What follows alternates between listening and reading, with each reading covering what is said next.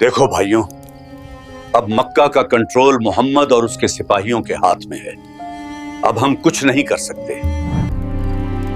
کیا واقعی محمد اور اس کے لوگ اب ہمارے شہر میں امن لے آئے ہیں؟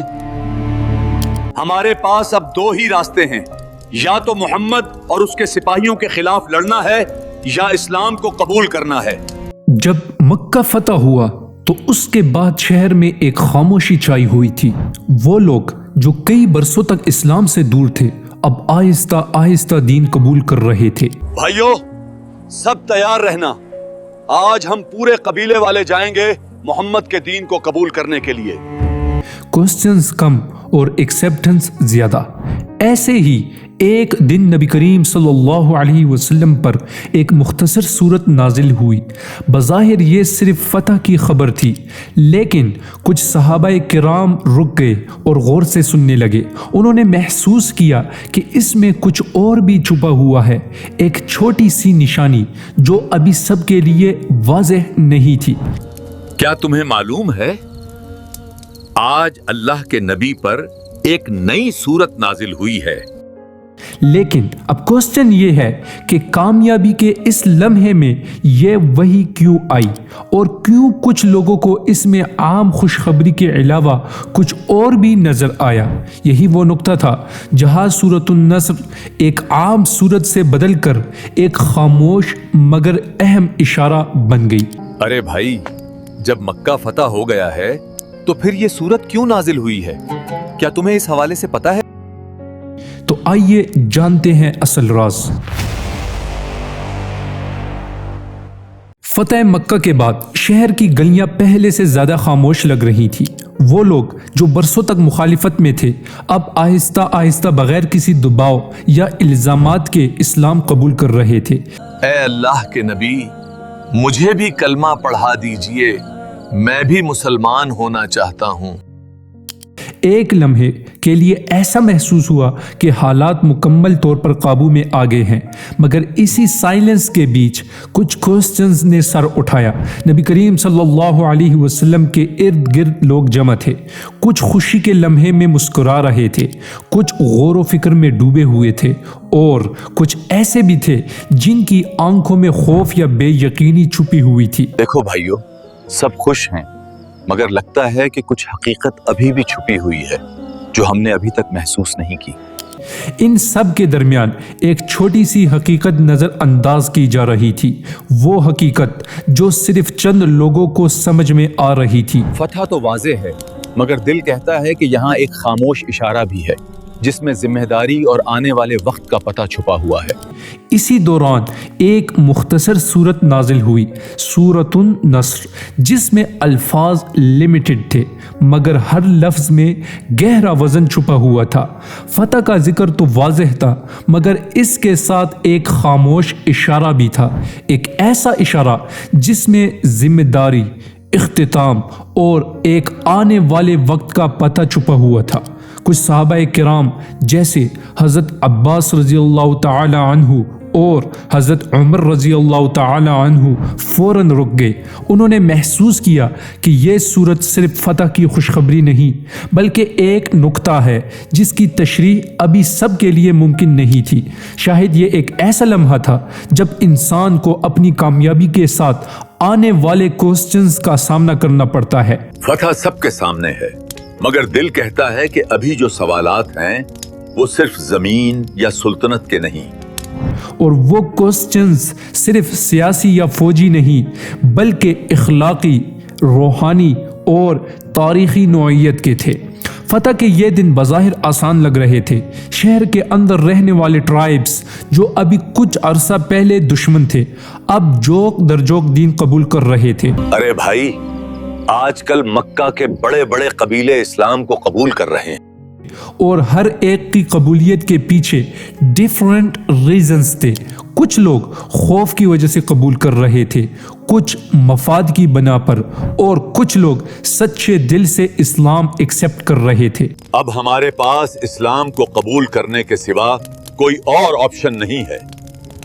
یہ تبدیلیاں باہر سے واضح نہیں تھی، مگر جو قریب سے دیکھ رہا تھا وہ محسوس کر سکتا تھا کہ ایک بڑی تبدیلی آ رہی ہے جس کے اثرات آنے والے سالوں میں پورے جزیرہ نما عرب پر پڑنے والے تھے۔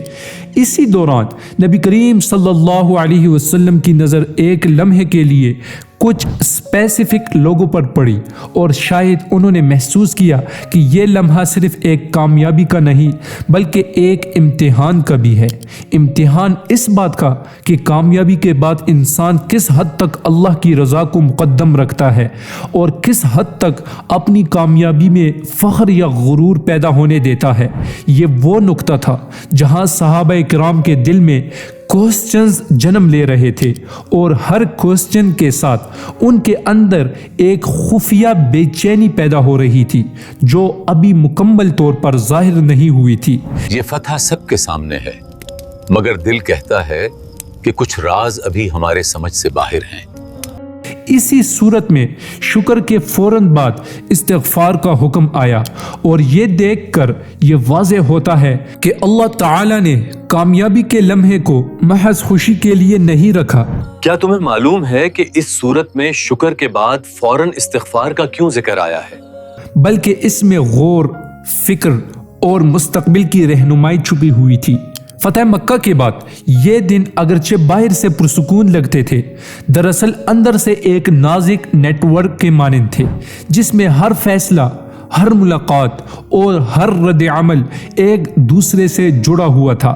کچھ صحابہ کرام نے فوراً سمجھ لیا کہ اب وقت قریب ہے، کہ مشن اپنے اختتام کے قریب پہنچ رہا ہے، اور شاید آنے والے دنوں میں ان کے سامنے وہ منظر آئے گا جس کا تصور آج کے لمحے میں ممکن نہیں تھا۔ ہر لمحے میں کوسچنز جنم لے رہے تھے۔ ہم شاید اسے ایک چھوٹی بات سمجھ رہے ہیں، مگر یہی چھوٹی باتیں آنے والے وقت کی بنیاد بن جاتی ہیں۔ اللہ کے نبی پر یہ جو نئی وحی نازل ہوئی ہے، اس میں ایک بہت بڑا سبق ہے۔ یہ کامیابی کس حد تک مستقل ہوگی؟ یہ لوگ جو ابھی قبول کر رہے ہیں، کیا وہ مستقل رہیں گے یا دوبارہ مخالفت کی طرف جائیں گے؟ اور سب سے بڑا کوسچن کہ نبی کریم صلی اللہ علیہ وسلم کے لیے اب کون سا اگلا فیصلہ اہم ہوگا، اور صحابہ کرام کس حد تک اس فیصلے میں اپنا کردار سمجھ پائیں گے؟ یہ سب کچھ بظاہر چھوٹا لگ سکتا تھا، لیکن اندرونی حقیقت یہ تھی کہ ہر چھوٹی حرکت، ہر بات اور ہر نظر ایک بڑی تصویر کا حصہ تھی، ایک تصویر جو آنے والے وقت میں پورے جزیرہ نما عرب کی ہسٹری بدل سکتی تھی۔ اور اسی خاموش، پرسکون مگر بہت اہم لمحے میں ایک مختصر وحی نازل ہوئی جس نے صحابہ کرام کے دلوں میں غور و فکر پیدا کیا، اور نبی کریم صلی اللہ علیہ وسلم کے مشن کے اختتام کی طرف آہستہ آہستہ اشارہ دیا۔ ابھی بہت کچھ ظاہر نہیں ہوا تھا، اور اسی عدم وضاحت، اسی خاموش اشارے میں وہ کشش چھپی ہوئی تھی جو ہر سوچنے والے کو مجبور کرتی ہے کہ وہ آگے دیکھے، سمجھنے کی کوشش کرے اور ہر لمحے کے پیچھے چھپی حکمت کو محسوس کرے۔ یہ لمحہ، یہ چند آیات اور یہ چند رد عمل صرف تاریخ کے صفحات پر نہیں بلکہ ہر دل پر اثر ڈالنے والے تھے۔ وقت گزرتا گیا اور فتح مکہ کے بعد کے دن آہستہ آہستہ معمول میں ڈھلنے لگے۔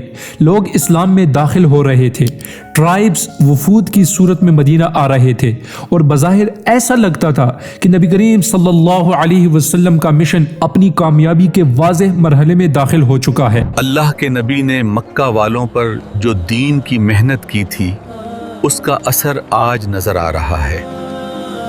مگر نبی کریم صلی اللہ علیہ وسلم کے قریب رہنے والے چند صحابہ کرام کے لیے یہ دن صرف کامیابی کے نہیں تھے بلکہ غور و فکر کے بھی تھے۔ سورۃ النصر کی آیات ان کے ذہنوں میں بار بار آ رہی تھی، خاص طور پر وہ ترتیب جس میں پہلے مدد اور فتح کا ذکر ہوا، پھر لوگوں کے دین میں داخل ہونے کا، اور آخر میں تسبیح اور استغفار کا حکم دیا گیا۔ لگتا ہے یہ ہمیں یاد دلایا جا رہا ہے کہ کامیابی کے بعد غرور نہیں بلکہ جھک جانا ضروری ہے۔ یہ ترتیب معمولی نہیں لگ رہی تھی۔ حضرت عباس رضی اللہ تعالی عنہ نے اس صورت کو سنتے ہی محسوس کیا کہ یہ پیغام صرف اس وقت کے حالات کے بارے میں نہیں ہے بلکہ ایک مرحلے کے کمپلیٹ ہونے کی طرف اشارہ ہے۔ حضرت عمر رضی اللہ تعالی عنہ بھی اسی نتیجے پر پہنچے، مگر یہ بات سب کے سامنے اس انداز میں نہیں رکھی گئی۔ اس کی وجہ یہ تھی کہ یہ کوئی اعلان نہیں تھا بلکہ سمجھنے کی بات تھی۔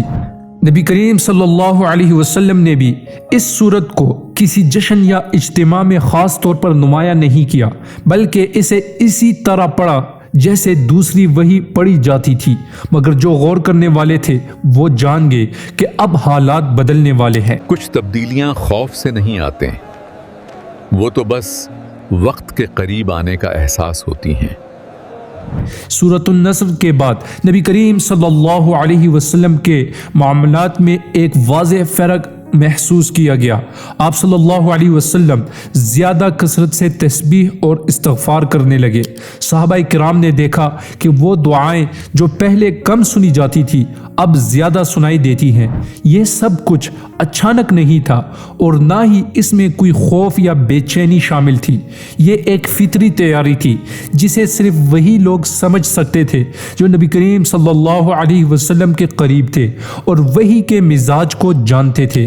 اس دوران حجۃ الوداع کا موقع آیا، ہزاروں لوگ موجود تھے اور نبی کریم صلی اللہ علیہ وسلم نے وہ باتیں فرمائیں جو دین کی بنیاد کو واضح کرنے کے لیے ضروری تھیں۔ عدل، امانت اور حقوق کے اصول صرف نصیحت نہیں بلکہ ایک منظم نظام کا حصہ ہیں جو ہر فرد کی زندگی کو سنبھالتے ہیں۔ عدل، امانت، حقوق اور ذمہ داریوں پر زور دیا گیا۔